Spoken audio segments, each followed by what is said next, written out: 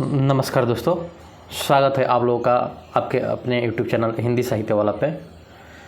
और आज की क्लास में जैसा कि आप लोग को स्क्रीन पे दिखाई दे रहा होगा, राजा निरबंशिया। तो आज हम लोग इस कहानी के मूल पाठ को पढ़ेंगे जो कमलेश्वर द्वारा रचित कहानी है। तो चलिए शुरुआत करते हैं इस कहानी को, राजा निरबंशिया। और कहानी ऐसा शुरू होती है दोस्तों कि एक राजा निरबंशिया थे। माँ कहानी सुनाया करती थी। उनके आसपास ही 4-5 बच्चे अपनी मुट्ठियों में फूल दबाए कहानी समाप्त होने पर गौरों पर चढ़ाने के लिए उत्सुक से बैठ जाते थे। आटे का सुंदर सा चौक पूरा होता। उसी चौक पर मिट्टी के 6 गौरें रखी जाती, जिनमें से ऊपर वाली के बिंदिया और सिंदूर लगता। बाकी 5 नीचे दबी पूजा ग्रहण करती रहती। एक और दीपक की बाती स्थिर सी जलती रहती और मंगल घट रखा रहता, जिस पर रोली से सथिया बनाया जाता। रोली से दोस्तों होता है लाल कलर का सिंदूर जैसा ही, जिसको रोरी गांव में बोलते हैं, रोली वही होता है। सभी बैठे बच्चों के मुख पर फूल चढ़ाने की उतावली की जगह कहानी सुनने की सहज स्थिरता उभर आती। राजा निरबंशिया थे। माँ सुनाया करती थी उनके राज में बड़ी खुशहाली थी। सब वर्ण के लोग अपना अपना, वर्ण मतलब दोस्तों सब वर्ग के लोग अपना अपना काम काज देखते थे। कोई दुखी नहीं दिखाई पड़ता था। राजा के एक लक्ष्मी सी रानी थी, चंद्रमा से सुंदर और राजा को बहुत प्यारी। राजा राजकाज देखते और सुख से रानी के महल में रहते। मेरे सामने मेरे ख्यालों का राजा था, राजा जगपति। तब जगपति से मेरी दांत काटी दोस्ती थी। दोनों मिडिल स्कूल में पढ़ने जाते। दोनों एक से घर के थे, इसलिए बराबरी की निभाती थी। मैं मैट्रिक पास करके एक स्कूल में नौकर हो गया और जगपति कस्बे के ही वकील के यहाँ मुहर्रिर। जिस साल जगपति मुहर्रिर हुआ उसी वर्ष पास के गांव में उसकी शादी हुई, पर ऐसी हुई कि लोगों ने तमाशा बना देना चाहा। लड़की वालों का कुछ विश्वास था कि शादी के बाद लड़की विदा नहीं होगी, ब्याह तो हो जाएगा और 7वीं भांवर तब पड़ेगी जब पहली विदा की शायत होगी, और तभी लड़की अपने ससुराल जाएगी। जगपति की पत्नी थोड़ी बहुत पढ़ी लिखी थी, पर घर की लिख को कौन मेटे। बारात बिना बहू के वापस आ गई और लड़के वालों ने तय किया कि अब जगपति की शादी कहीं और कर दी जाएगी, चाहे कानी लूली से हो। पर जब वह लड़की अब घर में नहीं आएगी। लेकिन साल खत्म होते होते सब ठीक हो गया। लड़की वालों ने माफ़ी मांग ली और जगपति पत्नी ससुराल आ गई। जगपति को जैसे सब कुछ मिल गया और सास ने बहू की बलाइया लेकर घर की सब चाबियां सौंप दी। गृहस्थी का ढंग बार समझा दिया। जगपति की माँ ने न जाने कहाँ से आस लगाए बैठी थी। उन्होंने आराम की सांस ली। पूजा पाठ में समय कटने लगा। दोपहरिया दूसरों घरों के आंगन में बीतने लगी। पर सांस का रोग था, सो एक दिन उन्होंने अपनी अंतिम घड़ियां गिनते हुए चंदा को पास बुलाकर समझाया था, बेटा, जगपति बड़े लाड़ प्यार का पला है। जब से तुम्हारे ससुर नहीं रहे तब से इसके छोटे छोटे हट को पूरा करती रही हूँ। अब तुम ध्यान रखना। फिर रुककर उन्होंने कहा, जगपति किसी लायक हुआ है तो रिश्तेदारों की आंखों में करकने लगा है। तुम्हारे बाप ने ब्याह के वक्त नादानी की जो तुम्हें विदा नहीं किया। मेरे दुश्मन देवर जेठे को मौका मिल गया, तुम्हार खड़ा कर दिया कि अब विदा करवाना नाक कटवाना है। जगपति का विवाह क्या हुआ, उन लोगों की छाती पे सांप लुट गया। सोचा घर की इज्जत रखने की आड़ लेकर रंग में भंग कर दे। अब बेटा, इस घर की लाज तुम्हारी लाज है। आज को तुम्हारे ससुर होते तो भला कहते माँ की आंखों में आंसू आ गए और वे जगपति की देखभाल उसे सौंपकर सदा के लिए मौन हो गई। दोस्तों, जगपति की मम्मी का जो माँ थी उनका देहांत हो गया। एक अरमान उनके साथ ही चला गया। जगपति की संतान को 4 बरस इंतजार करने के बाद वे गोद में न खिला पाई और चंदा ने मन में सब्र कर लिया था, यही सोचकर कि कुल देवता का अंश तो उसे जीवन भर पूजने को मिल गया था। घर में चारों तरफ जैसे उदारता बिखरी रहती। अपनापा बरसता रहता। उसे लगता है जैसे घर की अंधेरी एकांत कोठरियों में यह शांत शीतलता है जो उसे भरमा लेती है। घर की सब कुंडलियों की खनक उसके कानों में बस गई थी। हर दरवाजे की चरमराहट पहचान बन गई थी।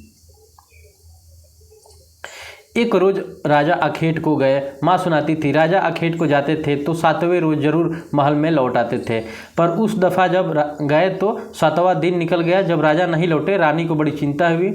रानी एक मंत्री को साथ लेकर खोज में निकली और इसी बीच जगपति की रिश्तेदारी की एक शादी में जाना पड़ा। उसके दूर रिश्ते के भाई दयाराम की शादी थी। सॉरी दोस्तों, कहा गया था कि 10वें दिन जरूर वापस आ जाएगा, पर छठे दिन भी खबर मिली कि बारात घर लौटने पर दयाराम के घर डाका पड़ गया। किसी मुखबिर ने सारी खबरें पहुंचा दी थी कि लड़की वालों ने दयाराम का घर सोने चांदी से पाट दिया है। आखिर पुश्तैनी जमींदार की इकलौती लड़की थी। घर आए मेहमान लगभग विदा हो चुके थे। दूसरे रोज जगपत भी चलने वाला था, पर उसी रात डाका पड़ा। जवान आदमी भला खून मानता है। डाके वालों ने जब बंदूक चलाई तो उसकी घिघी बंध गई, पर जगपति और दयाराम ने छाती ठोकर लाठियाँ उठा ली। घर में कोहराम मच गया। फिर सन्नाटा छा गया। डाके वाले मतलब जैसे डाकू दोस्तों, जो डाका डालते हैं और सारा धन और लूट के लेके जाते हैं, बराबर गोलियां दाग रहे थे। बाहर का दरवाज़ा टूट चुका था, पर जगपति ने हिम्मत बांधते हुए हाँक लगाई, ये हवाई बंदूकें इन ठेल पिलाई लाठियाँ का मुकाबला नहीं कर पाएगी जवानों। पर दरवाजे तड़ तड़ टूटते रहे और अंत में एक गोली जगपति की जांघ पर को पार करती निकल गई। दूसरे उसकी जांघ के ऊपर कुल्हों में समाकर रह गई। चंदा रोती कलपती और मनौतियाँ मानती जब वहाँ पहुँची तो जगपति अस्पताल में था। दयाराम के थोड़ी चोट आई थी, उसे अस्पताल से छुट्टी मिल गई थी। जगपति की देखभाल के लिए वह वहीं अस्पताल में मरीजों के रिश्तेदारों के लिए जो कोठरियाँ बनी थी उन्हीं में चंदा को रुकना पड़ा। कस्बे के अस्पताल में से दयाराम का गांव 4 कोस दूर पड़ता था। दूसरे तीसरे वहाँ से आदमी आते जाते रहते थे। जिस सामान की ज़रूरत होती पहुँचा जाते हैं, पर धीरे धीरे उन लोगों ने भी खबर लेना छोड़ दिया। दिन में ठीक होने वाला घाव तो था नहीं। जांघ की हड्डी चटक गई और कुल्हे में ऑपरेशन से 6 इंच गहरा घाव था। अब कहानी आगे बढ़ती है दोस्तों। कस्बे का अस्पताल था। कंपाउंडर ही मरीजों की देखभाल रखते। बड़ा डॉक्टर तो नाम के लिए था या कस्बे के बड़े आदमियों के लिए, छोटे लोगों के लिए तो कंपाउंडर साहब ही ईश्वर के कंपाउंडर रहेगा दोस्तों के अवतार थे। मरीजों की देखभाल करने वाले रिश्तेदारों की खाने पीने की मुश्किलों से लेकर मरीज की नब्ज तक संभालते थे। छोटी सी इमारत में अस्पताल आबाद था। रोगियों को सिर्फ 6-7 खाटें थी। मरीजों के कमरे से दवा बनाने का कमरा था। उसी में एक और एक आराम कुर्सी थी और एक नीची सी मेज। उसी कुर्सी पर बड़ा डॉक्टर आकर कभी कभार बैठता था, नहीं तो बच्चन सिंह कंपाउंडर ही जमे रहते। अस्पताल में या तो फौजदारी के शहीद आते या गिरा गिरा के हाथ पैर तोड़ लेने वाला एक आध लोग। छठे समाज से कोई औरत दिख गई तो दिख गई, जैसे उन्हें कोई रोग घेरता ही नहीं था। कभी कोई बीमारी पड़ती तो घर वालों हाँक बता के 8-10 रोज की दवा एक साथ ले जाते और फिर उनके जीने मरने तक की खबर न मिलती। उस दिन बच्चन सिंह जगपति के घाव की पट्टी बदलने आया। उसके आने में और पट्टी खोलने में कुछ लापरवाही थी, जैसे गलत बंधी पगड़ी को ठीक से बांधने के लिए खोल रहा था। चंदा उसकी कुर्सी के पास ही सांस रोक के खड़ी थी। वह और रोगियों से बात कर रहा था। इधर मिनट भर को देखता, फिर जैसे अभ्यस्त से उसके हाथ अपना काम करने लगते। पट्टी जब एक जगह खून से चिपक गई थी, जगपति बुरी तरह कराह उठा। चंदा का मुंह से चीख निकल गई। बच्चन सिंह ने सतर्क होकर देखा तो चंदा मुख में धोती का पल्ला खोसे अपनी भयातुर आवाज़ दबाने की चेष्टा कर रही थी। जगपति एक बारगी मछली सा तड़प कर रह गया। बच्चन सिंह उंगलियां थोड़ी सी थरथराई। उसकी बाह पर टब से चंदा का आंसू चू पड़ा। बच्चन सिंह सिहर सा गया और हाथों की अभियुक्त निठुराई को जैसे किसी मानवीय कोमलता ने धीरे से छू लिया। आहो कराहो दर्द भरी चीखों और चटकते शरीर के जिस वातावरण में रहते हुए भी वह बिल्कुल अलग रहता था, फोड़ों को पक्के आम सा दबा देता था, खाल को आलू सा खींच देता था। उसके मन में जिस दर्द का एहसास उठ गया वह उसे आज फिर हुआ और बच्चे की तरह फूक फूक कर पट्टी को नम करके खोलने लगा। चंदा की ओर धीरे से निगाह उठाकर देखते हुए फुसफुसाया, चचा रोगी की हिम्मत टूट जाएगी ऐसे। चंदा से बोल रहा है कि ऐसे मत मतलब रो, नहीं तो रोगी की हिम्मत टूट जाएगी। पर जैसे यह कहते कहते उसका मन खुद अपनी बात से उचट गया। यह बेपरवाही तो चीख और कराहो की एक रास्ता से उसे मिली थी। रोगी की हिम्मत बढ़ाने की कर्तव्य निष्ठा से नहीं, जब तक वह घाव का मरहम पट्टी करता रहा तब तक किन्हीं दो आंखों की करुणा उसे घेरे रही। और हाथ धोते समय चंदा की उन चूड़ियों से भरी कलाइयों को बेझिझक देखता रहा जो अपनी खुशी उससे मांग रही थी। चंदा पानी डालती जा रही थी और बच्चन सिंह हाथ धोते धोते उसकी कलाइयाँ, हथेलियाँ और पैरों को देखता जा रहा था। दवा खाने की ओर जाते हुए उसने चंदा को हाथ के इशारे से बुलाकर कहा, दिल छोटा मत करना, जांघ का घाव तो 10 रोज में भर जाएगा, कुल्हे का घाव कुछ दिन जरूर लगेगा, अच्छी से अच्छी दवाई दूंगा। दवाइयाँ तो ऐसी है कि मुर्दे को चंगा कर दे, पर हमारे अस्पताल में नहीं आती। फिर भी तो किसी दूसरे अस्पताल में नहीं आ सकती वो दवाइयाँ? चंदा ने पूछा। आ तो सकती है, पर मरीज को अपना पैसा खर्चना पड़ता है उनमें, बच्चन सिंह ने कहा। चंदा चुप रह गई तो बच्चन सिंह ने मुंह से अनायास ही निकल पड़ा, किसी चीज़ की ज़रूरत हो तो मुझे बताना, रही दवाइयाँ सो कहीं ना कहीं से इंतजाम करके ला दूंगा। महकमे से मंगाएंगे तो आते अवाते महीनों लग जाएंगे, शहर के डॉक्टर से मंगवा दूंगा, ताकत की दवाइयाँ की बड़ी ज़रूरत है उन्हें। अच्छा देखा जाएगा। कहते कहते वह रुक गया। चंदा से कृतज्ञता भरी नज़रों से उसे देखा और उसे लगा जैसे आंधी में उड़ते पत्तों को कोई अटकाव मिल गया हो। आकर जगपति की खाट से लगकर बैठ गई। उसकी हथेली लेकर वह सहलाती रही, नाखूनों को अपने पोरों से दबाती रही। धीरे धीरे बाहर अंधेरा बढ़ चला। बच्चन सिंह तेल की एक ललटेन लाकर मरीजों के कमरे के एक कोने में रख गया। चंदा ने जगपति की कलाई दबाते धीरे से कहा, कंपाउंडर साहब कह रहे थे, और इतना कहकर वह जगपति का ध्यान आकृष्ट करने के लिए चुप हो गई। क्या कह रहे थे? जगपति ने अनमने स्वर में बोला, कुछ ताकत की दवाइयाँ तुम्हारे लिए ज़रूर है, मैं जानता हूँ, पर देखो चंदा, चादर के बराबर ही पैर फैलाया जाए, हमारी औकात इन दवाइयों की नहीं है। जगपति बोल रहा है, दोस्तों औकात आदमी की देखी जाती है कि पैसे की? तुम तो देखा जाएगा, कंपाउंडर साहब इंतजाम कर देंगे, उनसे कहूँगी मैं। नहीं चंदा, उधार खाते में मेरा इलाज नहीं होगा, चाहे 1 के 4 दिन लग जाए। इसमें तो तुम नहीं जानती, कर्ज कोढ़ का रोग होता है, एक बार लगने से तन को गलता ही है, मन की भी रोगी हो जाता है। लेकिन कहते कहते वह रुक गया।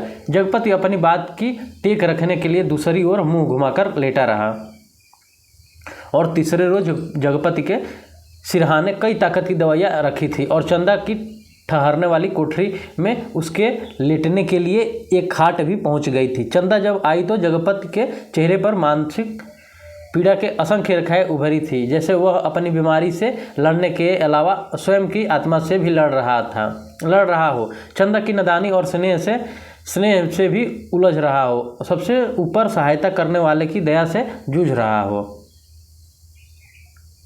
और दोस्तों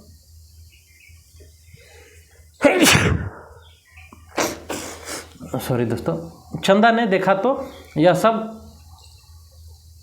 सह न पाई। उसके जी में आया कि कह दे, क्या आज तक तुमने कभी किसी से उधार पैसे नहीं लिए? पर वह खुद तो तुमने लिए थे और तुम्हें मेरे सामने स्वीकार नहीं करना पड़ा था, इसलिए लेते झिझक नहीं लगी। पर आज मेरे सामने उसे स्वीकार करते तुम्हारा झूठा पौरुष तिलमिलाकर जाग पड़ा है। पर जगपति के मुख पर बिखरी हुई पीड़ा में जिस अदस की गहराई थी, वह चंदा के मन में चोर की तरह घुस गई और बड़ी स्वाभाविकता से उसने माथे पर हाथ फेरते हुए कहा, ये दवाइयाँ किसी की मेहरबानी नहीं है, मैंने हाथ का बड़ा कड़ा बेचने को दिया है था, उसी में आई। चंदा बोल रही है जगपति से। मुझसे पूछा तक नहीं। और जगपति ने कहा, और जैसे खुद मन की कमजोरी को दबा गया। कड़ा बेचने से तो अच्छा था कि बच्चन सिंह की दया की ओढ़ ली जाती और उसे हल्का सा पछतावा भी ना नाहक वह रौ में बड़ी बड़ी बातें कहा जाता, ज्ञानियों की तरह सीख देता। और जब चंदा अंधेरा होते उठकर अपनी कोठरी में सोने के लिए जाने को हुई तो कहते कहते यह बात दबा गई कि बच्चन सिंह उसके लिए एक खाट का इंतजाम भी कर दिया है। कमरे से निकली तो सीधी कोठरी में गई और हाथ का कड़ा लेकर सीधे दवाखाने की ओर चली गई, जहां बच्चन सिंह अकेला डॉक्टर की कुर्सी पर आराम से टांगे फैलाए लैंप की पीली रोशनी में लेटा था। जगपति का व्यवहार चंदा को लग गया था और यह भी कि वह क्यों बच्चन सिंह का एहसान अभी से लाद ले। पत्ती के लिए जेवर की कितनी औकात, वह बेधड़क ही दरवाजे में घुस गई। दिन की पहचान के कारण उसे कमरे की मेज, कुर्सी और दवाओं की अलमारी की स्थिति का अनुमान था। वैसे कमरा अंधेरा ही पड़ा था, क्योंकि लैंप की रोशनी केवल अपने वृत्त में अधिक प्रकाशवान होकर कोनों के अंधेरे की ओर घनीभूत कर रही थी। और कहानी आगे बढ़ती है दोस्तों। बच्चन सिंह ने चंदा को घुसते ही पहचान लिया। वह उठकर खड़ा हो गया। चंदा ने भीतर कदम तो रख दिया था, पर सहसा सहम गई और वह किसी अंधेरे कुएं में अपने आप कूद पड़ी। ऐसा कुआं जो निरंतर पतला होता चला गया और जिसमें पानी की गहराई पाताल की परतों तक चली हो, जिसमें पड़कर वह नीचे धंसती चली जा रही हो। धीरे धीरे अंधेरा एकांत घुटन पाप। और फिर दोस्तों कहानी आगे बढ़ती है। बच्चन सिंह अवाक ताकता रहा और चंदा ऐसे वापस लौट पड़ी जैसे किसी काले पिशाच के पंजों से मुक्ति मिली हो। बच्चन सिंह सामने क्षण भर में सारी परिस्थिति कौंध गई और उसने वहीं से बहुत संयत आवाज से जबान को दबाते हुए जैसे वायु में स्पष्ट ध्वनि कर दिया, चंदा। वह चंदा इतनी बेआवाज थी और निरर्थक होते हुए भी इतनी सार्थक थी कि उस खामोशी में अर्थ भर गया। चंदा रुक गई। बच्चन सिंह उसके पास जाकर रुक गया। और कहानी फिर आगे बढ़ती है। सामने का घना पेड़ स्तब्ध खड़ा था। उसकी काली परछाई जिसकी परिधि जैसे एक बार फैलकर उन्हें अपने वृत्त में समेट लेती और दूसरे ही क्षण मुक्त कर देती। दवा खाने का लैंप सहसा भभककर रुक गया और मरीजों के कमरों की एक कराह की आवाज़ दूर मैदान के छो तक जाकर डूब गई। चंद ने वैसे ही नीचे ताकते हुए अपने संयत करते हुए कहा, यह कड़ा तुम्हें देने आई थी तो वापस क्यों चली जा रही थी? कंपाउंडर बोल रहा है। बच्चन सिंह जो है, चंदा चुप और दो क्षण रुककर अपने हाथ का सोने का कड़ा धीरे से उसकी ओर बढ़ा दिया, जैसे देने का साहस न होते हुए भी यह काम आवश्यक था। बच्चन सिंह ने उसकी सारी काया को एक बार देखते हुए अपनी आंखों उसके सिर पर जमा दी। उसके ऊपर पड़े कपड़े के पास नरम चिकनाई से भरे लंबे लंबे बाल थे, जिनकी भाप सी महक फैलती जा रही थी। वह धीरे धीरे से बोला, लाओ। चंदा ने कड़ा उसकी ओर बढ़ा दिया। कड़ा हाथ में लेकर वह बोला, सुनो। और फिर चंदा ने प्रश्न भरी नज़रों उसकी ओर उठा दी। उनमें झांकते हुए अपने हाथ से उसकी कलाई पकड़ते हुए उसने वह कड़ा उसकी कलाई में पहना दिया। चंदा चुपचाप कोठरी की ओर चल दी और बच्चन सिंह दवा खाने की ओर। कालिक बुरी तरह बढ़ गई थी और सामने खड़े पेड़ की काली परछाई गहरी पड़ गई थी। दोनों लौट गए थे, पर जैसे उस कालिक में कुछ रह गया था, छूट गया था। दरवाजे का लैंप जो जलते जलते एक बार भभका था, उसमें तेल न रह जाने के कारण बत्ती सी लौ बीच में फट गई थी और उसके ऊपर धुएं की लकीरें बल खाती सांप की तरह अंधेरे में विलीन हो जाती थी। तो दोस्तों इसको आप लोग हाईलाइट कर लीजिए, चूँकि ये महत्वपूर्ण लाइन है। ये जो उदाहरण तौर पे दिया गया है कि क्या हुआ क्या नहीं, और इसको आप लोग हाईलाइट कर लीजिए। अब कहानी आगे बढ़ती है। सुबह जब चंदा जगपति के पास पहुंची और बिस्तर ठीक करने लगी तो जगपति को लगा चंदा बहुत उदास थी। क्षण क्षण में चंदा के मुख पर अनगिनत भाव आ जा रहे थे, जिनमें असमंजस था, पीड़ा थी और निरीहता थी। कोई अदृश्य पाप कर चुकने के बाद हृदय की गहराई से किए गए पश्चाताप जैसी धूमिल चमक। रानी मंत्री के साथ जब निराश होकर लौटी तो देखा राजा। अब फिर कहानी दोस्तों शिफ्ट होती है वो प्राचीन वाला में। दो कहानी साथ चल रही है, एक तो जगपति की और एक राजा की, जो कहानी दादी सुना रही है। राजा महल में उपस्थित थे, उनकी खुशी का ठिकाना न था। माँ सुनाया करती थी, पर राजा को रानी का इस तरह मंत्री के साथ जाना अच्छा नहीं लगा। रानी ने राजा को समझाया कि वह तो केवल राजा के प्रति अटूट प्रेम के कारण अपने को न रोक सकी। राजा रानी एक दूसरे को बहुत चाहते थे। दोनों के दिलों में एक बात सूल सी गढ़ती रही कि उनके लिए कोई संतान न थी। राजवंश का दीपक बुझने सा जा रहा था। संतान के अभाव में उनका लोक परलोक बिगड़ा जा रहा था और कुल मर्यादा नष्ट होने की शंका बढ़ती जा रही थी। कहानी फिर शिफ्ट होती है दोस्तों प्रेजेंट में। दूसरे दिन बच्चन सिंह ने मरीजों की मरहम पट्टी करते वक्त बताया था कि उसका तबादला मैनपुरी में सदर अस्पताल में हो गया है और वह परसों यहाँ से चला जाएगा। जगपति ने सुना तो उसे भला ही लगा। आए दिन रोग घेरे रहते। बच्चन सिंह उसके शहर के अस्पताल में जा पहुँचा तो कुछ मदद मिलती ही रहेगी। आखिर वह ठीक तो होगा ही और फिर मैनपुरी के सिवा कहाँ जाएगा। पर दूसरे ही क्षण उसका दिल अकथ भारीपन से भर गया। पता नहीं क्यों चंदा के अस्तित्व का ध्यान आते ही उसे इस सूचना में कुछ ऐसे नुकीले कांटे दिखाई देने लगे जो उसके शरीर में किसी भी समय चुभ सकते थे, जरा सा बेखबर होने पर बिंध सकते थे और जब तब उसके सामने आदमी के अधिकार की लक्ष्मण रेखाएं धुएं की लकीर की तरह कांपकर मिटने लगी और मर में छुपे संदेश के राक्षस बाना बदल योगी के रूप में घूमने लगे। और दोस्तों फिर कहानी आगे बढ़ती है। और 15-20 रोज बाद जब जगपति की हालत सुधर गई तो चंदा उसे लेकर घर लौट आई। जगपति चलने फिरने लायक हो गया था। घर का ताला जब खोला तब रात झुक आई थी और फिर उनकी गली में तो शाम ही अंधेरा झरना शुरू हो जाता है। पर गली में आते ही उन्हें लगा कि जैसे वनवास काटकर राजधानी लौटे हों। नुक्कड़ पर ही जमुना सुनार की कोठरी और में सुरही फीक रही थी, जिसके दराजदार दरवाज़ों से ललटेन की रोशनी की लकीर झांक रही थी और कच्ची तंबाकू का धुआं रूधी गली के मुहाने पर बुरी तरह भर गया था। सामने ही मुंशी जी अपनी जिंगला खटिया के गड्ढे में कुपी की मध्यम प्रकाश में खसरा खतौनी बिछाए मिजान लगाए अपनी मशगूल थे। जब जगपति के घर का दरवाज़ा खड़का तो अंधेरे में उसकी चाची ने अपने जंगले से देखा और वहीं से बैठे बैठे घर के भीतर ऐलान कर दिया, राजा निर्बंशिया अस्पताल से लौट आए हैं, कुलमा भी आई है। और ये शब्द सुनकर घर में अंधेरे बारोठे में घुसते ही जगपति हाँफ कर बैठ गया। झुंझलाकर चंदा से बोला, अंधेरे में क्या मेरे हाथ पैर तुड़वाओगी? भीतर जाकर ललटेन जला लाओ ना, तेल नहीं होगा इस वक्त, जरा ऐसे ही काम।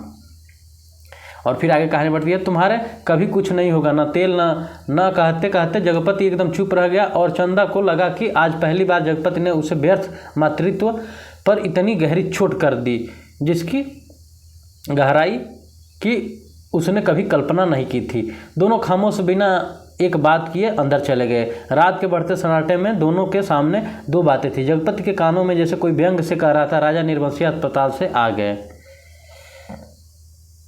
और चंदा के दिल में यह बात चुभ रही थी कि तुम्हारे कभी कुछ नहीं होगा। और शक्ति चंदा न जाने कब सो गई। जब जगपति की आंखों में नींद न आई, खाट पर पड़े पड़े उसके चारों ओर एक मोहक भयावह सा जाल फैल गया। लेटे लेटे उसे लगा जैसे उसका स्वयं का आकार बहुत क्षीण होता होता बिंदु सा रह गया। पर बिंदु के हाथ थे, पैर थे और दिल की धड़कन थी। कोठरी का घुटा घुटा सा अंधियारा, मटमैली दीवारें और गहन गुफाओं सी अलमारियाँ जिनमें से बार बार झांकर देखता था और वह सिहर उठता था। दोस्तों सॉरी, यहाँ पे सिहर रहेगा, आप लोग रुकिए हाईलाइट कर देना है। ये रहा, सिहर उठता था, ये सिहर नहीं रहेगा, आप लोग इसको नोट कर लीजिएगा। और फिर जैसे सब कुछ तब्दील हो गया, उसे लगा कि उसका आकार बढ़ता जा रहा है। वह मनुष्य हुआ, लंबा तगड़ा तंदुरुस्त पुरुष था। उसकी सिराओं में कुछ फूट पड़ने के लिए व्याकुलता से खौल उठा। उसके हाथ शरीर से अनुपात से बहुत बड़े, डरावने और भयानक हो उठे। उनके लंबे लंबे नाखून निकल आए। वह राक्षस हुआ, दैत्य हुआ, आदिम बर्बर। और कहानी फिर आगे शिफ्ट होती है। और बड़ी तेज़ी से सारा कमरा एक बारगी चक्कर काट गया। फिर सब धीरे धीरे स्थिर होने लगा और उसकी सांसें ठीक होती जान पड़ी। फिर जैसे बहुत कोशिश करने पर गिग्घी बंध जाने के बाद उसकी आवाज़ फूटी, चंदा की नर्म सांसों की हल्की सरसराहट कमरे में जान डालने लगी। जगपति अपनी पाटी का सहारा लेकर झुका, कांपते पैर उसने जमीन पर रखे और चंदा की खाट के पास के सिर टिकाकर बैठ गया। उसे लगा जैसे चंदा की इन सांसों की आवाज़ में जीवन की संगीत गूंज रहा हो। वह उठा और चंदा के मुख पर झुक गया। उस अंधेरे में आंखें गड़ाए गड़ाए जैसे बहुत देर बाद स्वयं चंदा के मुख पर आभा फूटकर अपने आप बिखरने लगी। उसके नक्श उज्जवल हो उठे और जगपत की आंखों की ज्योति मिल गई। वह मुग्ध सा ताकता रहा।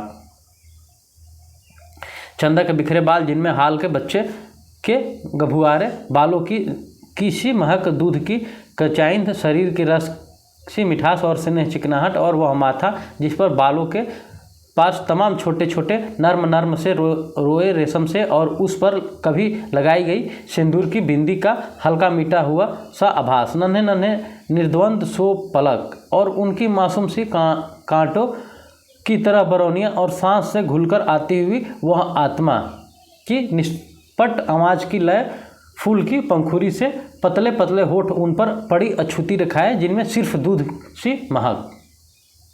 उसकी आंखों के सामने ममता सी छा गई, केवल ममता, और उसके मुख से अस्फुट शब्द निकल गया, बच्ची। डरते डरते उसके बालों की एक लट को बड़े जतन से उसकी हथेली पर रखा और उंगली से उस पर जैसे लकीरें खींचने लगा। उसे लगा जैसे कोई शिशु उसके अंक में आने के लिए छटपटा निराश हो गया हो।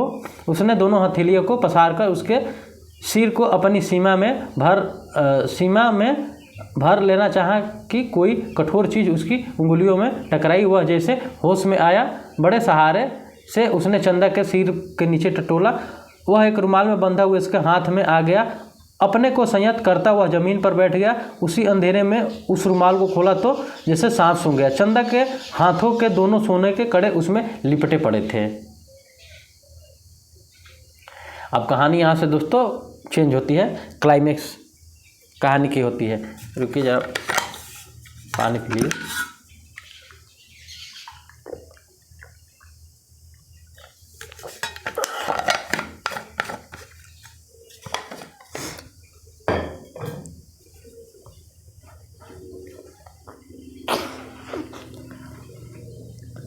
और यहाँ से दोस्तों इंटरवल होता है, किसी मूवी का जैसे होता है वैसा है। अब हाथों में कंगन आ गया, लिख दिया इंटरवल। अब 15 मिनट बाद जैसे होता है तो पानी वानी, अब भी लोग, ये थोड़ी लंबी कहानी है तो चलती रहेगी।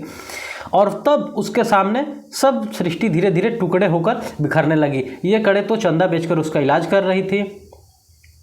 वे सब दवाइयाँ और ताकत के टॉनिक, उसने तो कहा था कि ये दवाइयाँ किसी की मेहरबानी नहीं है, मैंने हाथ के कड़े बेचने को दिए थे, पर उसका गला बुरी तरह सूख गया, जबान जैसे तालू से चिपक कर रह गई। उसने चाहा कि चंदा को झकझोर कर उठाए, पर शरीर की शक्ति बह गई थी, रक्त पानी हो गया था। थोड़ा संयत हुआ, उसने वे कड़े उसी रुमाल में लपेटकर उसकी खाट के कोने पर रख दिए और बड़ी मुश्किल से अपनी खाट की पाटी पकड़कर लुढ़क गया। चंदा झूठ बोली, पर क्यों? कड़े आज तक छुपाए रही। उसने इतना बड़ा उधराव क्यों? आखिर क्यों? किस लिए? और जगपति का दिल भारी हो गया। उसे फिर लगा कि शरीर सिमटता जा रहा है और वह एक झींक का बना ढांचा रह गया, नितांत हल्का तिनके सा, हवा में उड़कर भटकने वाले तिनके सा। उस रात के बाद रोज जगपति सोचता रहा चंदा से कड़े मांगकर बेच ले और कोई छोटा मोटा कारोबार ही शुरू कर दे, क्योंकि नौकरी छूट चुकी थी। इतने दिन की गैरहाजिरी के बाद वकील साहब ने दूसरा मुहर्रिर रख लिया। वह रोज़ यही सोचता, जब चंदा सामने आती तो न जाने कैसा असहाय उसकी अवस्था हो जाती। उसे लगता जैसे कड़े मांगकर वह चंदा की पत्नीत्व का पद भी छीन लेगा। मातृत्व तो भगवान ने छीन ही लिया है। वह सोचता आखिर चंदा क्या रह जाएगी। एक स्त्री से यदि पत्नीत्व और मातृत्व छीन लिया गया तो उसके जीवन की सार्थकता ही क्या? चंदा के साथ वह अन्याय कैसे करे? उससे दूसरी आँख की रोशनी कैसे मांग ले? फिर तो वह नितांत अंधी हो जाएगी और उन कड़ों को मांगने के पीछे जिस इतिहास की आत्मा नंगी हो जाएगी, कैसे वह लज्जा को स्वयं उघार कर रहेगा दोस्तों। और वह उन्हीं ख्यालों में डूब सुबह से शाम इधर उधर काम की टोह में घूमता रहता। किसी से उधार ले ले, पर किस संपत्ति पर? क्या है उसके पास जिसके आधार पर कोई उसे कुछ देगा? और मोहल्ले के लोग एक एक पाई पर जान देते हैं।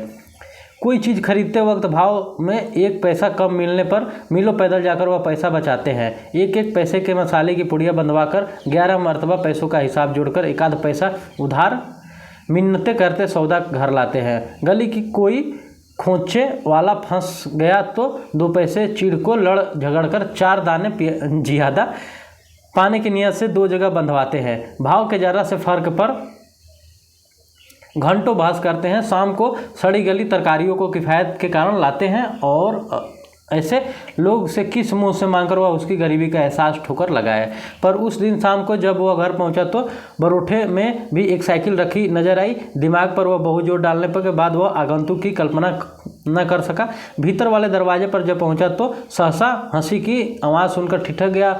वह उस हंसी में एक अजीब सा उन्माद था और उसके बाद चंदा का स्वर, अब आते ही होंगे, बैठिए ना 2 मिनट और, अपनी आँख से देख लीजिए, उन्हें समझाते जाइए कि तंदुरुस्ती इस लायक नहीं जो दिन दिन भर घूमना बर्दाश्त कर सके। हाँ भाई, कमजोरी इतनी जल्दी नहीं मिट सकती, ख्याल नहीं करेंगे तो नुकसान उठाएंगे, कोई पुरुष स्वर था। जगपति असमंजस में पड़ गया। वह एकदम भीतर घुस जाए इसमें क्या हर्ज है, पर जब उसने पैर उठाए तो वे बाहर जा रहे थे। बाहर बरोठे में साइकिल को पकड़ते ही उसे सूझ आई। वहीं से जैसे अनजान बनता बड़े प्रयत्न से आवाज़ को खोलता चिल्लाया, अरे चंदा, यह साइकिल किसकी है? कौन मेहरबान? और फिर चंदा उसकी आवाज़ सुनकर कमरे से बाहर निकलकर जैसे खुश खबरी सुना रही थी, अपने कंपाउंडर साहब आए हैं, खोजते खोजते आज घर पता पाए हैं, तुम्हारे इंतजार में बैठे हैं। कौन? बच्चन सिंह? अच्छा, वहीं तो मैं कहूँ भला कौन? कहता जगपति पास पहुंचा और बातों में इस तरह उलझ गया जैसे सारी परिस्थिति उसने स्वीकार कर ली हो। बच्चन सिंह फिर आने की बात कहकर चला गया तो चंदा ने बहुत अपने से जगपति के सामने बात शुरू की। जाने कैसे कैसे आदमी होते हैं? क्यों, क्या हुआ? कैसे आदमी हैं? जगपति ने पूछा। इतनी छोटी जान पहचान में तुम मर्दों के घर में न रहते घुसकर बैठ सकते हो। तुम तो उल्टे पैरों तो लौट आओगे। चंदा कहकर जगपति के मुंह पर कुछ इच्छित प्रतिक्रिया देख सकने के लिए गहरी निगाहों से ताकने लगी। जगपति ने चंदा की ओर ऐसे देखा जैसे यह बात की कहने लगी या पूछने की कि फिर बोला, बच्चन सिंह अपनी तरह का आदमी है, अपनी तरह का अकेला होगा। पर कहते कहते चंदा रुक गई। आड़े वक्त काम आने वाला आदमी, लेकिन उससे फ़ायदा उठा सकना जितना आसान है उतना मेरा मतलब है कि जिससे कुछ लिया जाए उससे दिया भी जाएगा। जगपति ने आंखें दीवार पर गड़ाते हुए कहा और चंदा उठकर चली गई। उस दिन के बाद बच्चन सिंह लगभग रोज ही आने जाने लगा। जगपति उसके इधर उधर घूमता ही रहता। बच्चन सिंह के साथ हुआ जब तक रहता अजीब सी घुटन उसके दिल को बांध लेती और तभी जीवन की तमाम विषमताएं भी उसकी निगाहों के उभरने लगती। आखिर वह स्वयं एक आदमी है बेकार।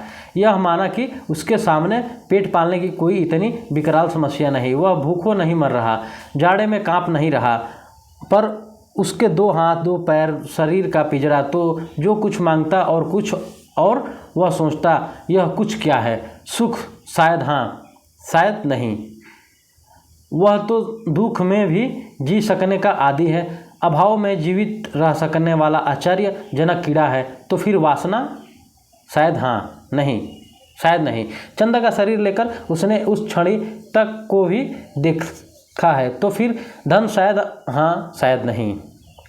उसने धन के लिए अपने को खपाया है, पर वह भी तो अदृश्य प्यास को बुझा नहीं पाया। तो फिर क्या? कुछ क्या है जो उसकी आत्मा से नासुरसा रिश्ता है? अपना उपचार मांगता है, शायद काम। हाँ, यही, बिल्कुल यही जो उसके जीवन की घड़ियों को निपट सुना न छोड़े, जिसमें वह अपनी शक्ति लगा सके और अपना मन डुबो सके, अपने को सार्थक अनुभव कर सके, चाहे उसमें सुख हो या दुख, रक्षा हो या सुरक्षा, शोषण हो या पोषण।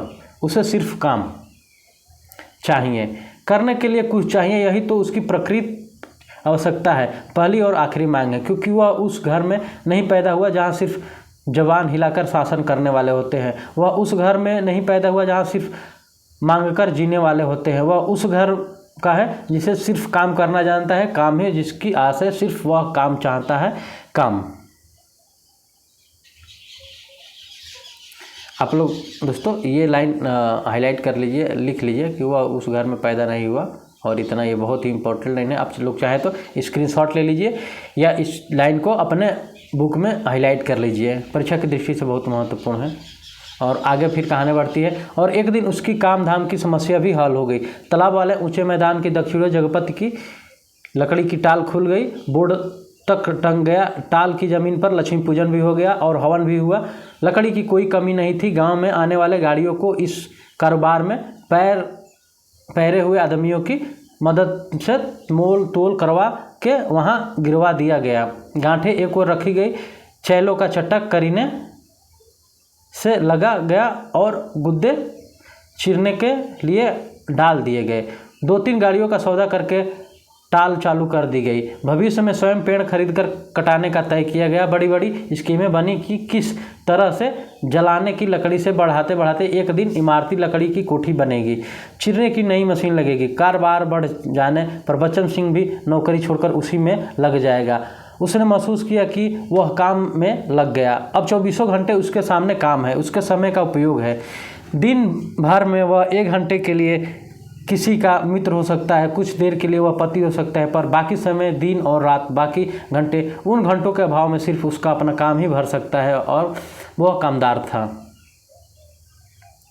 कहानी आगे शिफ्ट होती है दोस्तों, और वह तो कामदार तो था, लेकिन जब टाल की उस ऊंची जमीन पर पड़े छप्पर के नीचे तख्त पर वह गल्ला रखकर बैठता, सामने लगे लकड़ियों के ढेर कटे हुए तने के जड़ों की लुढ़कता हुआ देखता तो एक बार निहिरता बरबस उसके दिल में बांधने लगती। उसे लगता एक व्यर्थ विचास शरीर टुकड़े टुकड़े उसके सामने डाल दिया गया है, फिर इन पर कुल्हाड़ी चलेगी और इनके रेसे रेसे अलग हो जाएंगे और तब इनकी ठठरियों को सुखाकर किसी पैसे वाले के हाथ तक पर तौलकर बेच दिया जाएगा और तब उनकी निगाहों के सामने खड़े ताड़ पर अटक जाती है, जिसके बड़े बड़े पत्तों का सुर्ख गर्दन वाले गीध पर फड़फड़ाकर देर तक खामोश बैठे रहते हैं। तार का काला गड़ेदार तना और उसके सामने ठहरी हुई वायु में निसहाय कांपती रहे सॉरी दोस्तों, निसहाय कांपती भारहीन नीम की पत्तियां चकराती झड़ती रहती।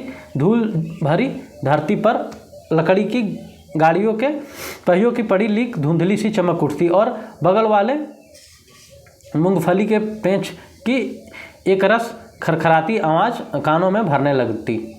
बगल वाली कंची पगडंडी से कोई गुजर टीले के ढलान से तालाब की निचाई से उतर जाता, जिसके गंदले पानी से कूड़ा तैरता रहता और सुअर कीचड़ में मुंह डालकर उस कूड़े के रोदते दोपहर की सिमटती शाम और धुंध छाने लगी तो लालटेन जलाकर छप्पर के खंभे की कील से टांग देता और उसके थोड़ी ही देर बाद अस्पताल वाली सड़क से बच्चन सिंह एक काले धब्बे की तरह आता दिखाई पड़ता। गहरे पड़ते अंधेरे में उसका आकार धीरे धीरे बढ़ता जाता और जगपति के सामने आकर वह खड़ा हो जाता तो वह उसे बहुत विशाल सा लगने लगता। इसको दोस्तों बच्चन सिंह से ईर्ष्या रहती थी, क्योंकि वो इससे की पत्नी के साथ बात करता था, मिलता था, जिसके सामने उसका अस्तित्व डूबता महसूस होता। एक आध बिक्री की बातें होती और तब दोनों घर की ओर चल देते। घर पहुंचकर बच्चन सिंह कुछ देर जरूर रुकता, बैठता, इधर उधर बातें करता। कभी मौका पड़ जाता तो जगपति और बच्चन सिंह की थाली भी साथ लग जाती। चंदा सामने बैठकर दोनों को खिलाती। बच्चन सिंह बोलता जाता, क्या तरकारी बनी है, मसाला ऐसा पड़ा है कि उसकी बहार और तरकारी स्वाद भी ना मरा। होटलों में या तो मसाला ही मसाला रहेगा या सिर्फ तरकारी ही तरकारी। वाह वाह, क्या यह अंदाज की। और चंदा बीच बीच में टोकर बोलती, इन्हें तो जब तक दाल में प्याज या भुना घी न मिले तब तक पेट ही नहीं भरता। और कहानी आगे शिफ्ट होती है। या सिरका अगर मिल जाए तो समझो सब कुछ मिल गया। पहले मुझे सिरका न जाने कैसा लगता था, पर अब ऐसा जबान पर चढ़ा है या इन्हें कागज़ की पतली रोटी पसंद ही नहीं। अब मुझसे कोई पतली रोटी बनाने को कहे तो बनती ही नहीं, आदत पड़ गई है। फिर मन करता, पर चंदा आंखें बच्चन सिंह की थाली पर ही जमी रहती। रोटी निबटी तो रोटी परोस दी, दाल खत्म नहीं हुई तो एक चम्मच और परोस दी। जगपति सिर झुकाए खाता रहता, सिर्फ एक गिलास पानी मांगता और चंदा चौंकर पानी देने पहले कहती, अरे तुमने तो कुछ लिया ही नहीं। कहते कहते वह पानी दे देती और तब उसके दिल पर गहरी चोट लगती। न जाने क्यों वह खामोशी से चोट उसे बड़ी पीड़ा दे जाती। वह अपने को समझा लेती, कोई मेहमान तो नहीं है, मांग सकते थे, भूख ना हो गई। जगपति खाना खाकर टाल पर लेटने चला जाता, क्योंकि अभी तक चौकीदार नहीं मिला। छप्पर के नीचे तख्त पर जब वह लेटता तो अनायास ही उसका दिल भर आता। पता नहीं कौन कौन से दर्द एक दूसरे से मिलकर तरह तरह की टीस चटक और ऐंठन पैदा करने लगते। कोई एक रग दुखती तो वह सहलाता भी। जब सभी नसें चटकती हो तो कहाँ कहाँ का राहत का अकेला हाथ सहलाए। लेटे लेटे उसकी निगाह ताड़ के उस बनी पुख्त कब्र पर जम जाती जिसके सिरहाने कटीला बबूल का एकाकी पेड़ सुन खड़ा रहता, जिस कब्र पर एक पदार्शन सी औरत बड़े लिहाज आकर सवेरे सवेरे बेला और चमेली का फूल चढ़ा जाती, घूम घूम कर उसके फेरे लेती और माथा टेककर कुछ कदम उदासी चलकर एक कदम तेजी से मुड़कर बिसातियों के मोहल्ले में खो जाती। शाम होते ही फिर आती, एक दिया बारती और अगर बत्तियाँ जलाती, फिर मुड़ते हुए ओढ़नी का पल्ला कंधों पर डालती तो दिए की लौ कांपती, कभी कांपकर बुझ जाती, पर उसके कदम बढ़ चुके होते, पहले धीमे थके उदास से और फिर तेज सधे सामान्य से, और फिर वह उसी मोहल्ले में खो जाती। और तब रात की तन्हाइयों में बबूल के कांटों के बीच उस साय करते नीचे मैदान जैसे उस कब्र से कोई रूह निकलकर लिपट अकेली भटकती रहती। तभी ताड़ पे बैठे सुर्ख गर्दन वाले गिद्ध मनहूस की आवाज़ से किलबिला उठते और ताड़ पे पत्ते भयानकता से खड़बड़ाता उठते। जगपति का बदन कांप उठा और वह भटकती रूह जिंदा रह सकने के लिए कब्र में ईंटों की बबूल साया तले दुबक जाती। जगपति अपनी टांगों को पेंट में खींचकर कंबल की मुंह में छुपा औंधा लेट जाता। तड़के ही ठेके पर लगे लकड़हारे लकड़ी चीरने आ जाते, तब जगपति कंबल लपेटकर घर की ओर चला जाता। राजा रोज़ सवेरे टहलने जाते, माँ सुनाया करती थी। अब फिर दोस्तों कहानी पुराने में शिफ्ट होती है राजा वाले पे। एक दिन जैसे ही महल के बाहर निकलकर आए कि सड़क पर झाड़ू लगाने वाली मेहतरानी उन्हें देखते ही अपना झाड़ू पंजा पटककर माथा पीटने लगी और कहने लगी, हाय राम, आज राजा निर्वंशिया का मुंह देखा है, न जाने रोटी भी नसीब होगी कि नहीं, न जाने कौन सी विपद टूट पड़े। राजा को इतना दुख हुआ कि उल्टे पैरों महल की ओर लौट गए। मंत्री को हुक्म दिया कि उस मेहत रानी के घर नाज से भर दे और सब राजश्री वस्त्र उतार राजा उसी क्षण जंगल की ओर चले। उसी रात रानी को सपना हुआ कि कल की रात तेरी मनोकामना पूरी करने वाली है। रानी बहुत पछता रही थी, पर फौरन ही रानी राजा को खोजती खोजती उस सराय में पहुंच गई जहां वह टिके हुए थे। रानी भेष बदलकर सेवा करने लगी, भटियारिन बनकर राजा के पास रात में पहुंची, रात भर उसके साथ रही और सुबह राजा के जगने से पहले सराय छोड़कर महल लौट गई। राजा सुबह उठकर दूसरे देश की ओर चले गए। 2 ही दिनों बाद राजा निकलकर खबर राजभवन में फैल गया कि राजा निकलकर चारों तरफ यही खबर थी निकल गए। और उस दिन टोले मोहल्ले में आंगन में बरसात के मेह की तरह यह खबर बरसकर फैल गई कि चंदा के बाल बच्चा होने वाला है। नुक्कड़ पर जमुना सुनार की कोठरी फीकती सुरही रुक गई। मुंशी जी ने अपना मिजान लगाना छोड़ दिया, विस्थापित नेत्रों का ताकर सब खबर सुनी। बंसी किराने वाले ने कुएं में अधी गई रस्सी खींच डोल कर मन में पटक कर सुना। सुदर्शन दर्जी ने मशीन के पहिए को हथेली में रगड़कर रोककर सुना। हंसराज पंजाबी ने अपनी नील लगी मलगुजी कमीज में आस्तीनें चढ़ाते हुए सुना। और जगपति की बेवा चाची ने औरतों के जमघट में बड़े विश्वास पर भेद भरे स्वर में सुनाया। आज 6 साल हो गए शादी को, न बाल न बच्चा, न जाने किसका पाप है उसके पीठ में और किसका होगा सिवाय उस मुस्टंडे कंपाउंडर के।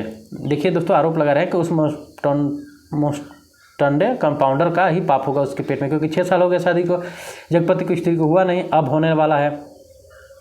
न जाने कहाँ से कुलछनी इस जगह मोहल्ले में आ गई। इस गली में पुश्तों से ऐसी मर्जाद रही है कि गैर मर्द औरत की परछाई तब नहीं देख पाए। यहाँ मर्द के तो बस घर की औरतों को जानते हैं, उन्हें तो पड़ोसियों के घर की जनानियों की गिनती तक नहीं मालूम। यह कहते कहते उसका चेहरा तमतमा आया और सब औरतें देवलोक की देविया की तरह गंभीर बनी, अपनी पवित्रता का महान बोझ से दबी धीरे धीरे खिसक गई। अब कहानी आगे शिफ्ट होती है दोस्तों। सुबह यह खबर फैलने से पहले जगपति टाल कर चला गया, पर सुनी तो भी आज ही थी। दिन भर वह तख्त पर कोने में मुंह किए पड़ा रहा, न ठेके की लकड़ियाँ चिराई, न बिक्री की ओर ध्यान दिया, न दोपहर खाना खाने पर ही गया। जब रात तरफ फैल गई, वह हिंसक पशु की भांति उठा और अपने उंगलियां चटकाई, मुट्ठी बांधकर बाँह का जोर देखा तो नसें तनी, बाँह कठोर कंपन सा हुआ। उसने 3-4 पूरी सांसें खींची और मजबूत कदमों से घर की ओर चल पड़ा।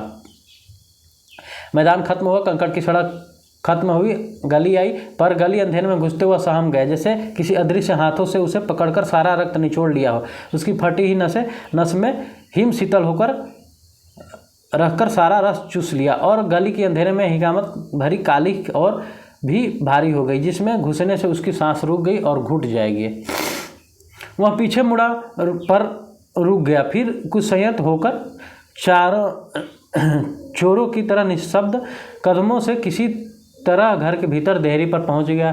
दाईं और रसोई वाली दहलीज में कुप्पी टिमटिमा रही थी और चंदा अस्त व्यस्त सी दीवार से सिर टेके शायद आसमान निहारते निहारते सो गई थी। कुप्पी का प्रकाश आधे चेहरे पर उजागर किए था और आधा चेहरा गहर कालिमा से दृश्य में डूबा अदृश्य था। वह खामोशी से खड़ा ताकता रहा। चंदा के चेहरे पर नारीतत्व की प्रवणता आज से उसे दिखाई थी।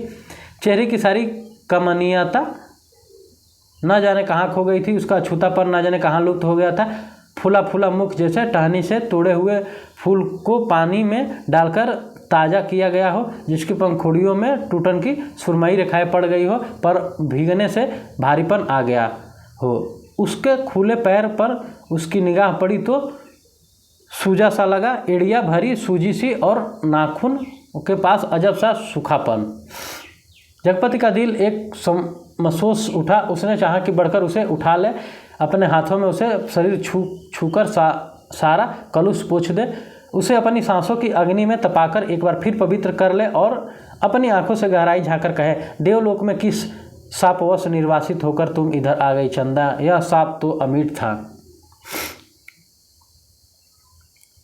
तभी चंदा ने हड़बड़ाकर आंखें खोली। जगपति को सामने देखकर उसे लगा कि वह एकदम नंगी हो गई हो। अतिशय लज्जित हो उसने अपने पैर समेट लिए, घुटनों में से धोती नीचे सरकाई और बहुत संयत सी उठकर रसोई के अंधेरे में खो गई। जगपति एकदम हताश हो वहीं कमरे में देहरी पर चौखट से सिर टिका बैठ गया। नज़र कमरे में गई तो लगा कि पराये स्वर यहाँ गूंज उठे, जिनमें चंदा का भी एक है। एक तरफ घर कोने में अंधेरा सैलाब की तरह बढ़ता आ रहा है। एक अजीब निस्तब्धता असमंजस गति पर पथभ्रष्ट शक्लें पर आकारहीन। खाना खा लेते चंदा का स्वर कानों में पड़ा। वह अनजाने ऐसे उठ बैठा जैसे तैयार बैठा हो। उसकी बात की आज तक उन्हें अवज्ञा न की थी। खाने तो बैठ गया पर कौर नीचे नहीं सरक रहा था। तभी चंदा ने बड़े शब्दों में कहा, कल मैं गाँव जाना चाहती हूँ। जैसे इस सूचना से परिचित था, बोला, अच्छा। चंदा फिर बोली, मैं बहुत पहले ही घर से चिट्ठी डाल दी थी, भैया कल लेने आ रहे हैं। तो ठीक है, जगपति वैसे ही डूबा डूबा बोला। चंदा बांध टूट गया और वह वहीं घुटनों से मुंह दबाकर कातर सी फपक कर रो पड़ी। न उठ सकी न हिल सकी। जगपति क्षण भर विचलित हुआ, पर जैसे जम जाने के लिए उसने होठ फड़के और क्रोध में ज्वालामुखी को जबरन दबाते हुए फूट पड़ा। यह सब मुझे क्या दिखा रही हो बेशर्म बगैरत? उस वक्त नहीं सोचा था जब मेरी लाश तले? तब की बात झूठ है। शिक्षकियों के बीच चंदा स्वर फूटा, लेकिन जब तुमसे मुझे बेच दिया गया। एक भरपूर हाथ चंदा की कनपट्टी पर आग सुलगाता पड़ा और जगपति अपनी हथेली दूसरी से दबाता खाना छोड़ कोठरी में घुस गया और रात भर कुंडी चढ़ाए उसी कालिख में घुटता रहा। दूसरे दिन चंदा घर छोड़कर गांव चली गई। जगपति पूरा दिन और रात टाल पर ही काट देता, उसी बिराने में, तालाब के बगल कब्र, बबूल और ताड़ के पड़ोस में। पर मन मुर्दा हो गया था। जबरदस्ती वह अपने को ही वहीं रहता। उसका दिल होता कहीं निकल जाए, पर ऐसी कमजोरी उसके तन और मन को खोखला कर गई थी कि चाहे वह पर भी न जा सकता कहीं पर भी। हिराकत भरी नजरें सहता वह वहीं पड़ा रहता। काफ़ी दिनों बाद जब नहीं रह गया तो एक दिन जगपति घर पर ताला लगा नज़दीक गांव में लकड़ी कटाने चला गया। उसे लग रहा था कि वह पंगु हो गया है, बिल्कुल लंगड़ा, एक रेंगता कीड़ा जिसके न आँख है, न कान, न मन, न इच्छा। वह उस बाग में पहुंच गया जहां खरीदे पेड़ कटते थे। दो आरे वालों ने पतले पेड़ के तने पर आरा रखा था और कर कर का आवाज़ शोर हो गया था। दूसरे पेड़ के बनने और सकुरे की कुल्हाड़ी बज उठी और गांव के दूर बाग में एक लयपूर्ण शोर शुरू हो गया। जड़ पर कुल्हाड़ी पड़ती पूरा पेड़ थर्रा उठा। करीब के खेत की मेड़ पर बैठे जगपति का शरीर जैसे कांप उठता। चंदा ने कहा था, लेकिन जब तुमने मुझे बेच दिया, क्या वह ठीक कहती है थी? क्या बच्चन सिंह ने टाल के लिए जो रुपये दिए थे उसका ब्याज इधर चुकता हुआ? क्या सिर्फ वही रुपये आग बन गए जिसकी आंच में उसकी सहनशीलता, विश्वास और आदर्श मोम से पिघल गए? सकुरे बाग में लगे दड़े पर किसी की आवाज़ लगाई। सकुरे ने कुल्हाड़ी रोककर वहीं से हाँक लगाई। कोने में खेत में लीक बनी, जरा मेड़ मारकर नंगा ला गाड़ी। जगपति का ध्यान भंग हुआ। उसने मुड़कर दड़े पर आंखें गड़ाई। 2 भैंसा गाड़ियाँ लकड़ी भरने के लिए आ पहुंची। सकुरे ने जगपति पास आकर कहा, एक गाड़ी का भुर्त तो हो गया, बल्कि 1.5 का। अब पतरिया पेड़ को न छाँट दे। जगपति ने उस पेड़ को की ओर देखा जिसे काटने के लिए सकुरे ने इशारा किया। पेड़ की शाख हरी पत्तियों से भरी थी। वह बोला, अरे यह तो हरा है, अभी इसे छोड़ दो। हरा होने से क्या, उखड़ तो गया है ना, फूल न फल। अब कौन इसे फल फूल आएंगे, 4 दिन पत्ती झुरा जाएगी। सकुरे ने पेड़ की ओर देखते हुए उस्तादी अंदाज में कहा। जैसा ठीक समझे जगपति ने कहा और उठकर मेड़ पक्के हुए कुएं के पानी पीने चला गया। दोपहर ढलते गाड़ियां भरकर तैयार हुई और शहर की ओर रवाना हो गई। जगपति ने उनके साथ आना पड़ा। गाड़ियां लकड़ी से लदी शहर की ओर चली जा रही थी और जगपति गर्दन झुकाए कच्ची सड़क की धूल में डूबा भारी कदमों से धीरे धीरे उन्हीं बजती घंटियों के साथ निर्जीव बढ़ता जा रहा था। कई बरस बाद राजा परदेश से बहुत सा धन कमाकर गाड़ी से लादकर अपने देश की ओर लौटे। माँ सुनाया करती थी, राजा की गाड़िया का पहिया महल से दूर पतेल झाड़ी में उलझ गया। हर तरह कोशिश पर पहिया ना निकला। तब एक पंडित ने बताया कि संकट के दिन का जन्म बालक अगर अपने घर की सुपारी लाकर उसमें छुला दे तो पहिया निकल जाएगा। वहीं 2 बालक खेल रहे थे। उन्हें यह सुना तो कूदकर पहुँचे और कहने लगे कि हमारी पैदाइश संकट की है, पर सुपारी तब लाएंगे जब तुम आधा धन देने का वादा करो। राजा ने बात मान ली। बालक दौड़े गए, सुपारी लाकर छुआ दी, फिर रास्ता बताते आगे आगे चले गए। आखिर गाड़ी महल के सामने उन्हें रोक ली। राजा को बड़ा अचरज हुआ कि हमारे ही महल में ये 2 बालक कहाँ से आ गए। भीतर पहुँचे तो रानी खुशी से बेहाल हो गई। पर राजा ने पहले उन बालकों के बारे में पूछा तो रानी ने कहा, ये दोनों बालक उन्हीं के राजकुमार हैं। राजा को विश्वास नहीं हुआ। रानी बहुत दुखी हुई। गाड़ियाँ जब टाल पर आकर लगी और जगपति तख्त पर हाथ पैर ढीले करके गया तो पगडंडी के गुजरते मुंशी ने उसके पास आकर बताया, अभी उस दिन वसूली से तुम्हारी ससुराल के नज़दीक एक गांव में जाना हुआ था। पता लगा कि 15-20 दिन हुए चंदा के लड़का हुआ है। और फिर जैसे मोहल्ले में सुनी सुनाई बातों पर पर्दा डालते हुए बोले, भगवान के राज में देर है, अंधेर नहीं है जगपति भैया। और जगपति ने सुना तो पहले उसने गहरी नज़रों से मुंशी जी को ताका, पर वह उसके तीर का निशाना ठीक नहीं खोज पाया। पर सब कुछ सहन करते हुए बोला, देर और अंधेर दोनों है। अंधेर तो सरसरा है, तिरिया चरित्र है, सब बड़े बड़े हार गए। कहते हैं मुंशी जी रुक गए, कुछ इस तरह जैसे कोई बड़ी भेद भरी बात है जिसके लिए गोल होती आंखें समझा देगी। जगपति मुंशी जी की तरह ताकता रह गया। मिनट भर मनहूस सा मौन छाया रहा। उसे तोड़ते हुए मुंशी जी बड़ी दर्द आवाज़ में बोले, सुन तो लिया होगा तुमने। क्या कहने को जगपति कह गया, पर उसे लगा कि अभी मुंशी जी उस गांव में फैली बातों को बड़ी बेदर्दी से कह डालेंगे। उनसे नाक पूछा। तभी मुंशी जी ने उसकी नाक के पास मुंह ले जाकर कहा, चंदा दूसरे के घर बैठ रही है, कोई मधुसूदन है वहीं का, पर बच्चा दीवार बन गया है। चाहे तो वो यहीं है कि मर जाए तो रास्ता खुले, पर राम जी की मर्जी। सुना है बच्चा रहते ही चंदा को बैठाने को तैयार है। जगपति की सांसें गले में अटक कर रह गई। मतलब दोस्तों, चंदा की अब दूसरे से शादी होने वाली थी बच्चा होने के बावजूद। लेकिन ये था कि चंदा नहीं चाहती थी, लेकिन बात ये भी था कि बच्चा रहते हुए भी वो लोग चंदा की शादी कर देना चाहते थे। तो कहानी ये है लास्ट में। तो मुंशी जी बोले, अदालत में बच्चा तुम्हें मिल सकता है, अब काहे का शर्म लिहाज। अपना कहकर किस मुंह से मांगू बाबा, हर तरफ तो कर्ज से दबा हूँ, तन से मन से पैसे से इज्जत से, किसके बल पर दुनिया सजोने की कोशिश करूँ। कहते कहते वो अपने में खो गया। मुंशी जी वहीं बैठ गए। जब रात झुक आई तो जगपति के साथ ही मुंशी जी उठे, उसके कंधे पर हाथ रखे और उसे गली तक लाए। अपनी कोठरी में आने पर पीठ सहलाकर उसे छोड़ दिया। वह गर्दन झुकाया, गली के अंधेरे में उसके ख्यालों में डूबा, ऐसे चलता जाए जैसे कुछ हुआ ही ना हो। कुछ ऐसा बोझ था जो सोचने देता था और ना समझने। जब चाची की बैठक के पास गुजरने लगा तो सहसा उसके कानों में भड़क पड़ी, आ गए सत्यानाशी कुलबोरन। उसने जरा नज़र उठाकर देखा तो गली के चाची भौजाइया बैठक में जमा थी और चंदा की चर्चा छिड़ी थी, पर वह चुपचाप निकल गया। इतने दिनों बाद ताला खोलकर बरोठे में अंधेरे में कुछ सूझ न पड़ा तो एकाएक वह रात आंखों के सामने घूम गई। जब वह अस्पताल में चंदा के साथ लौटा था, बेबा चाची वह जहर बुझतिर आकर राजा निर्वंशी अस्पताल से, और आज सत्यानाशी कुलबोरन, और वह उसका वाक्य में जो चंदा को छेद गया, तुम्हारे कभी कुछ नहीं होगा। और उस रात की शिशु चंदा चंदा का लड़का हुआ, वह कुछ और जानती, आदमी का बच्चा न जानती। वह और कुछ भी जानती, कंकड़ पत्थर, वह नारी न बनती, बच्ची ही बनी रहती। उस रात की शिशु चंदा, पर चंदा यह सब क्या करने जा रही है? उसके जीते जी वह दूसरे घर बैठने जा रही है।